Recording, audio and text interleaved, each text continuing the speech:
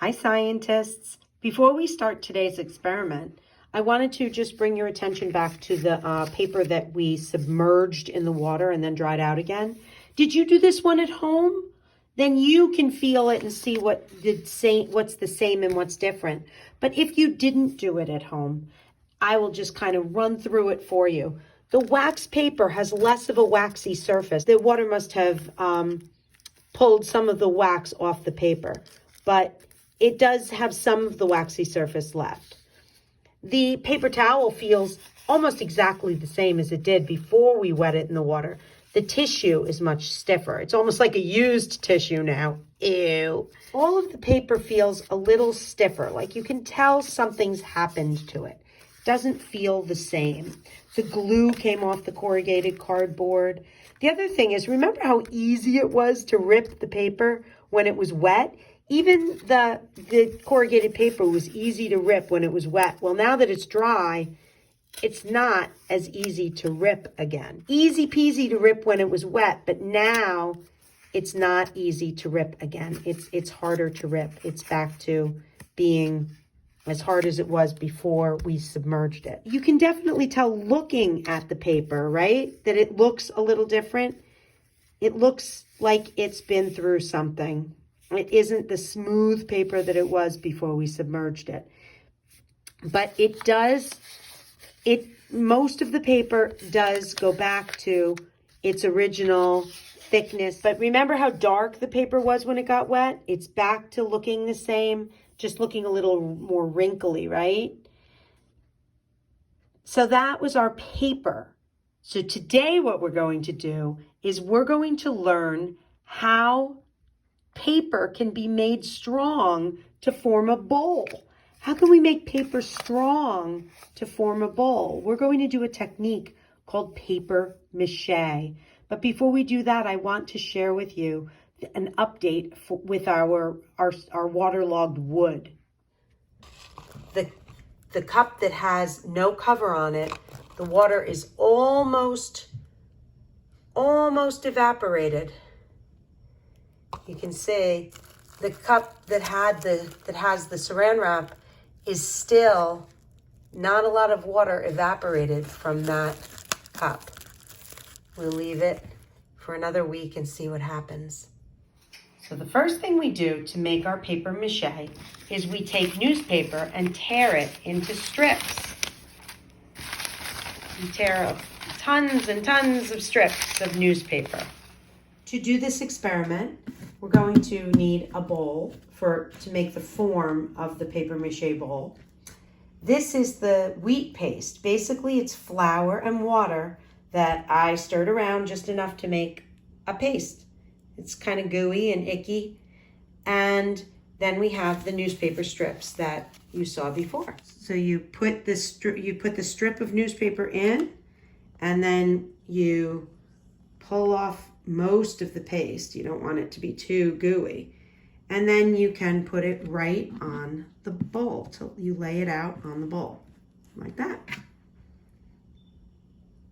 Then you take another piece of paper. This is a technique called paper mache. Paper mache is a way to make things out of paper and paste. And it's one way that we can recycle old paper. I'm going to just put that on there like that, and then take another piece. Do you know some things that can be made of paper mache? I'm thinking of one specific thing that you all might know about. How many of you have ever seen a pinata? Pinatas are made from paper mache. And if you want to make your own pinata, you can do it using this technique. But instead of putting the paper strips around a bowl like I'm doing, you'll put the paper strips around a balloon. Blow up a balloon, or have a grown-up blow up a balloon for you. And then you can do this technique with shredded up newspapers and wheat paste. And you can just cover the balloon until it's completely covered. Then when it dries, You can pop the balloon inside and you'll have a hollow circle, and then you can fill that with whatever you want to fill it with. But we are making a bowl. And we just keep putting on the newspaper until the whole bowl is covered. One thing that we do when we do our paper mache is we layer. This is how we can make it stronger. I am layering. When I put the 2 pieces of paper, now it's 1 layer of paper, and now if I put another strip on top, that's another layer of paper that I have layered on there. And the more layers that you have, the stronger your paper mache bowl will be.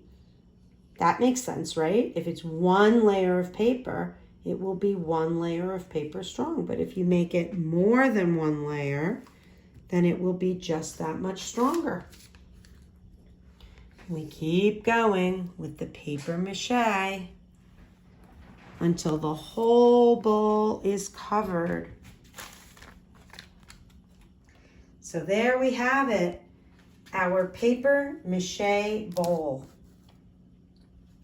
We put several layers on, and now we need to let it dry for quite a while, and then you'll get to see how strong it is and how it can really hold things. You can try this experiment at home if you are allowed. You would need flour and water to make the wheat paste. You would need some old paper that you can tear into strips, and you would need a bowl that you can put the paper on, just like you saw me do. Let's talk a little bit about that.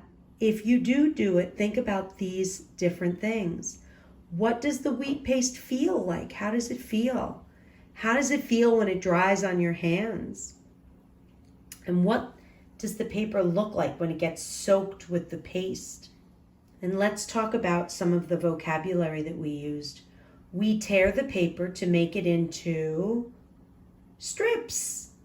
The wheat paste is made from water and flour. When we put the strips on top of one another, we're putting on layers.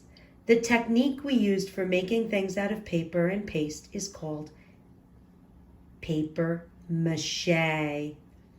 When we are finished, we leave them to dry. And when the paper and paste dries, it will be stiff. We're going to use those vocabulary words to complete a paper.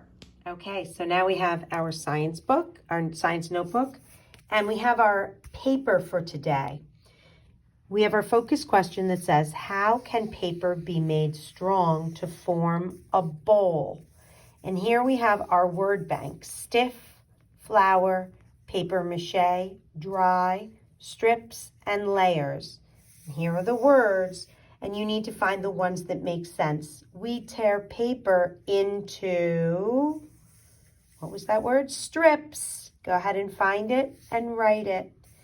The wheat paste is made from water and, remember what else we used? Go ahead and write it. Finish all of the 6 sentences, and when you're done, you can glue it into your book sideways. Put your glue right there so that you can fold it and it will stay in your science notebook. That is investigation 2.5. How can paper be made strong to form a bowl? I hope you have a great day.